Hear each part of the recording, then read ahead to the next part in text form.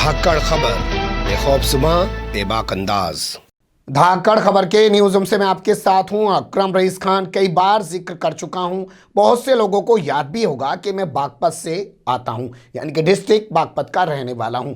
1998 में यह जिला मेरठ से अलग होकर बना और ये वो इलाका है जो पश्चिम उत्तर प्रदेश के अंदर आता है। बड़ा ही जरखेज इलाका है। हम लोग नहीं जानते बाढ़ क्या होती है, हम लोग नहीं जानते कि भूकंप क्या होता है, सूखा क्या होता है। ये तमाम चीज़ें पश्चिम उत्तर प्रदेश के दोआब के बीच में बसे हुए लोग, गंगा और जमुना के बीच में बसे हुए लोग नहीं जानते हैं। और यही खूबी नहीं है इस इलाके की, यहाँ के लोग बड़े ही जाबाज होते हैं। 1857 का स्वतंत्रता संग्राम देख लीजिए, या आज गाजीपुर बॉर्डर पर चल रहा किसानों का आंदोलन देख लीजिए, ये सब पश्चिम उत्तर प्रदेश के किसान हैं। मैं जिस कॉलोनी में पैदा हुआ पला बड़ा वो टीचर कॉलोनी है। ज़्यादातर वहाँ पर ब्राह्मणों के घर हैं, वो सब टीचर हैं। उस दौर में मैं पला बड़ा हूँ जब बाबरी मस्जिद को शहीद कर दिया गया, तोड़ दिया गया। मैं नहीं जानता नफरतें क्या होती हैं, ना उन लोगों ने कभी नफरतें दिखाई। उनके घरों में हमारा आना जाना था, हमारे घरों में उनका आना जाना था।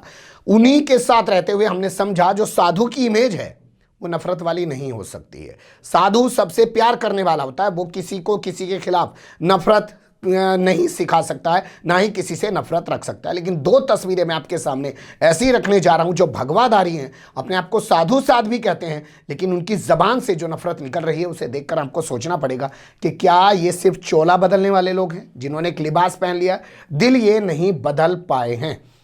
तो पहली तस्वीर साक्षी महाराज से जुड़ी हुई है, और साक्षी महाराज से जुड़ी जो तस्वीर है उसको दिखाते हुए बहुत सारे सवाल भी खड़े करना लाजमी। और दूसरी तस्वीर गीता प्रधान की है। ये दोनों उत्तर प्रदेश से आते हैं, एक उन्नाव से सांसद है और दूसरी जो है योगी सरकार के अंदर मंत्री है, दर्जा प्राप्त मंत्री हैं। तो पहले आपको रूबरू कराते हैं साक्षी महाराज की तस्वीर से। उन्होंने क्या बोल दिया है जिसको लेकर हंगामा खड़ा हो गया, वो सुन लीजिए, फिर आगे कुछ चीज़ों पर चर्चा करते हैं। एक हैदराबाद का सुअर ओवैसी, खून की नदियां बह जाएंगी, अयोध्या में कौन मंदिर बनाएगा? वो खून की नदियां बहा रहा था, कहीं ये कतरा भी गिरा क्या? मैं माननीय सुप्रीम कोर्ट का, माननीय अमित शाह जी का और माननीय मोदी जी का धन्यवाद करूंगा। एक बूंद गिरी कहीं क्या? मैं हिंदुस्तान के हिंदू मुसलमान दोनों का अभिनंदन करूंगा, माननीय सुप्रीम कोर्ट का अभिनंदन करूंगा। सारी दुनिया हक्की बक्की रह गई। 500 साल का मामला, मेरे इन हाथों ने अयोध्या में सरयू से लाश निकाली है, कोठारी बंधु मेरे सामने शहीद हुए हैं। अयोध्या का बैरियर जब मुलायम सिंह ने कहा परिंदा पर नहीं मार सकता, हमने कहा नेताजी तुम्हारा बाप नहीं रोक सकता, हमने तोड़ा था बैरियर।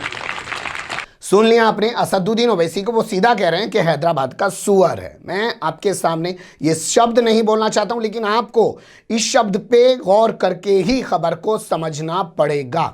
हम किसी को भड़काने की या उकसाने की कोशिश नहीं कर रहे हैं, लेकिन कुछ चीज़ें आपको बहुत खुलकर समझनी पड़ेगी। जैसे सेक्स को लेकर बातें होती हैं, आज कहा जा रहा है सेक्स को स्कूलों में पढ़ाया जाए, क्योंकि हमारे यहाँ बच्चे सेक्स के बारे में इधर से उधर से समझते हैं, सीखते हैं और बहुत सारी बीमारियों के शिकार हो जाते हैं, उल्टे उल्टे कर्म करने लग जाते हैं, जिसके चलते उन्हें ज़िंदगी में आगे चल के दुश्वारियाँ होती हैं। तो वैसे ही ऐसी जो बीमारियाँ हैं उन पर भी आपको खुले शब्दों में बात करनी पड़ेगी। तो क्या शब्द बोला कि हैदराबाद के सुअर, तो ओवैसी को लेकर ये शब्द क्यों बोला गया है जो है साक्षी महाराज की तरफ से। अगर आप ज़्यादा बेहतर ढंग से समझना चाहते हैं तो ये सुन लीजिए इनकी ज़बानी। बड़ी मेहरबानी, उनको भगवान ताकत दे, ऊपर वाला खुदा उनका साथ दे।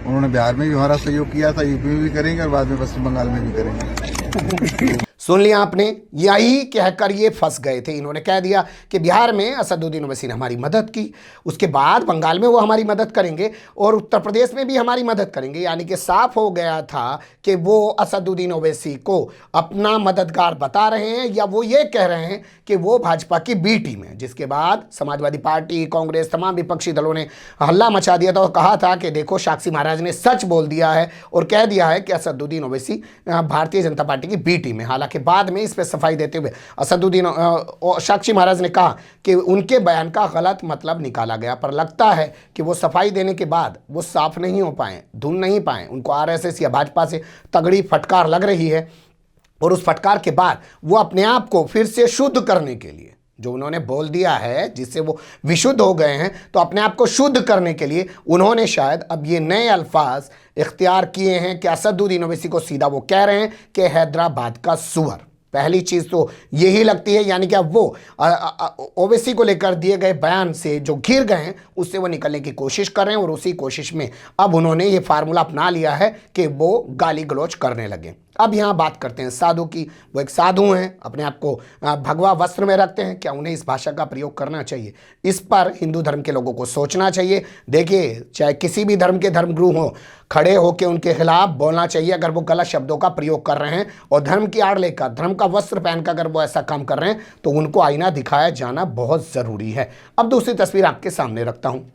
मुरादाबाद का नवाबपुरा इलाका है, वहाँ पर पहुँची हैं योगी सरकार की मंत्री गीता प्रधान। आपको पता है आजकल राम मंदिर निर्माण के लिए निधि समर्पण कार्यक्रम चल रहा है, तो उसी क्रम में वो पहुँची और वहाँ पे कोरोना के बारे में बोलते हुए जो उन्होंने शब्दों का प्रयोग किया, ज़रा सोचिएगा क्या वो एक साध्वी के मुँह से शोभा देते हैं? सुन लीजिए।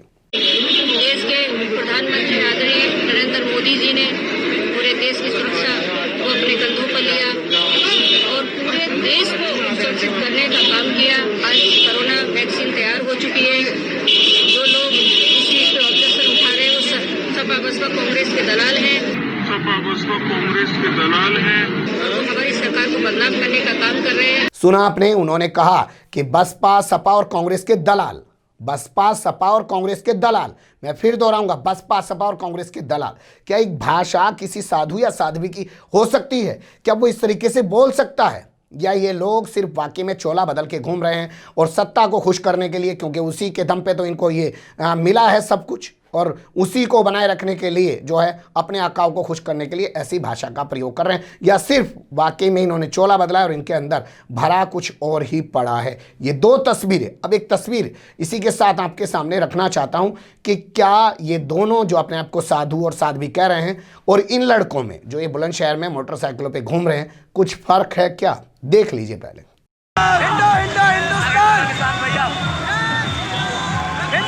हिंदुस्तान मुल्लन की बहन में लंड, मुल्लन की माँ की चोट, मुल्लन की बहन की चोट, मुल्लन की माँ में लंड, मुल्लन की माँ में लंड, बहन की चोट। हिंदो हिंदो हिंदुस्तान, मुल्ला भागा पाकिस्तान। हिंदो हिंदो हिंदुस्तान, मुल्ला भागा पाकिस्तान। Hindu Hindu Hindustan. अरे बाबा, सुना आपने कैसी गंदी गंदी गालियां दे रहे हैं और क्या क्या बोल रहे हैं?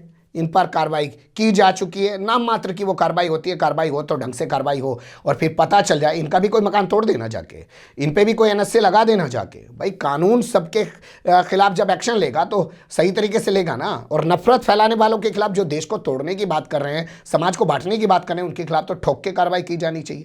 लेकिन इस तस्वीर को इस मद्देनज़र देखिए कि वहाँ एक साध्वी है जिसका नाम गीता प्रधान है, और एक वहाँ पे साधु हैं जिनका नाम साक्षी महाराज है। वो किस बात के साक्षी हैं? और ये गीता जो खुद नाम रख के घूम रही हैं, क्या ये गीता नाम का अपमान नहीं कर रही हैं? या वो जो किताब है, पवित्र पुस्तक है, उसी के नाम को गंदा नहीं कर रही हैं इस तरीके के शब्दों का चयन करके? क्योंकि गीता में भी कहीं नहीं लिखा है कि आप किसी से नफरत कीजिए, आप किसी को इस तरीके से बोलिए, या किसी के प्रति इस तरीके से नफरत का व्यवहार अपने अंदर पालिए, या समाज में इस तरीके से वैमनस्य फैलाइए। ये कुछ तस्वीरें उभर रही थी, आपके सामने रखने की कोशिश की। कमेंट्स के रूप में आप लोग अपनी राय दे सकते हैं, खबर को लाइक कर सकते हैं, चैनल को सब्सक्राइब कर सकते हैं और ज़्यादा से ज़्यादा हमारी खबरों को शेयर कर सकते हैं।